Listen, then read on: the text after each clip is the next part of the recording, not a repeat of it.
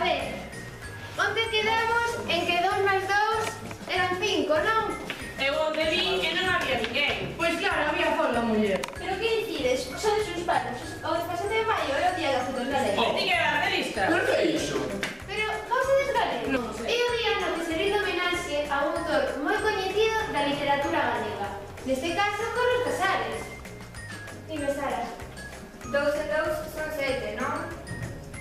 Que te pasa? A ver, agora que estáis todos atendendo, vou aproveitar para cambiarvos unhas preguntas, de acordo? Ti, Inés, dime 2 pronomes. Que? Eu? Perfecto, sí señor, 2 pronomes. E agora, porfa, dime unha palabra que conteña a letra X. Oxe. Oxe, claro, non ves mañá. Perdón, profe, quería dicir que hoxe é xoves, que leva xe. Pero non quedamos en que hoxe era miércoles. Non, bro, pero se xeves esta zoita de maio. Positivo.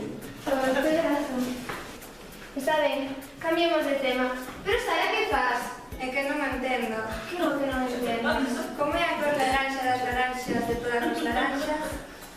Mellor penso noutra cosa. Pode escutarche. Profe, teño unha dúbida. A ver, non, se xa pode ampliar. Cal é a túa dúbida? Onte escríbese con H. Non. E hoxe? Oxe sí, oxe sí. Pois como pode cambiar tanto un día para outro? Vaya tropa. Perdone que interrumpa, señora profesora, pero veño averiguar se é certo que conta a miña filla, aquí presente.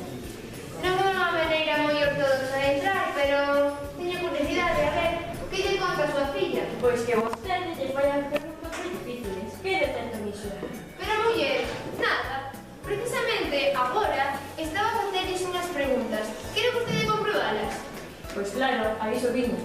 De acordo. Está ben. Inés, non te poñas nerviosa e contesta. Cantos son?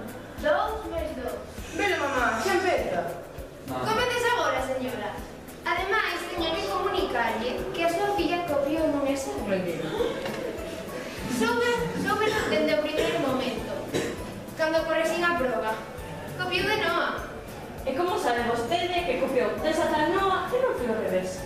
Pois porque Noa, na terceira pregunta, contestou: esta non a sei. E a súa filla, no mesmo exercicio, contestou: eu tampouco. Pois claro, nesa parte do preguntaches unha obra de Carlos Casares. Como ia saber eu que era galiña azul desde cando as galiñas son azuis? De sempre. O dicir, non? Cometes agora. Que vergoña, filla! Que ridículo me fixeches pasar! Pero ridículose. Por favor, abandona a aula. Eu así non podo dar clase. Pero para! Ala. Que tal? Por favor, venga, rapaces, ánimo, que xa acabou todo, xa pasou. Sentademos.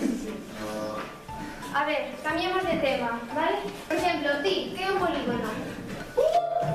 Polígono! Un home que ten moitas mulleres. Non. Sara, unha pregunta de religión. Como morreu Xudas? Ah, sí, tranxinas. Eu non sei se A ver, algo máis doado. Literatura. Que escribiu o Pueblo Gigante? El profe non fixo. Eu? Se non a ti que non foi, que non foi. Era un caminte. Por favor, Inés, chama a directora.